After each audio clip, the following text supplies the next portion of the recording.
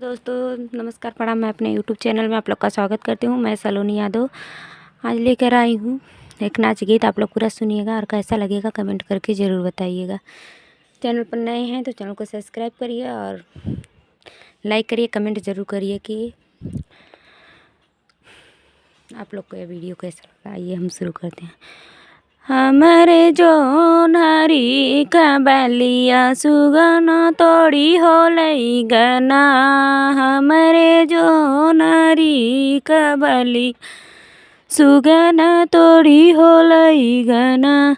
एक दिन गईली अपन खेतवा के डड़वा, जियरा जरी हो गईल ना, जियरा जरी हो गईल ना। देखी के ससुर का सहुरवा, जियरा जरी हो गईल ना। देखी के ससुर का सहुरवा, जियरा जरी हो गईल ना। हमारे बजड़ी के बलिया सुगन तोड़ी हो लई गना, हमारे बजड़ी का बलिया सुगन तोड़ी हो लई गना। एक दिन गईली अपन खेतवा के डड़वा, जियरा जरी हो गईल ना, जियरा जरी हो गईल ना। देखी के बासुरु का रहनिया, जियरा जरी हो गईल ना।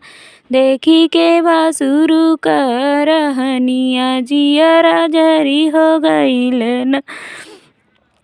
सुगन तोड़ी हो लई गना, हमारे जो नारी का बलिया सुगन तोड़ी हो लई गना। हमारे जो नारी का बलिया सुगन तोड़ी हो लई गना। एक दिन गईली अपने खेतवा के डड़वा, जियरा जरी हो गईल ना, जियरा जरी हो गईल ना। देखी के देवरू का रहनिया, जियरा जरी हो गईल ना। देखी के देवरू का रहनिया, जियरा जरी हो गईल ना।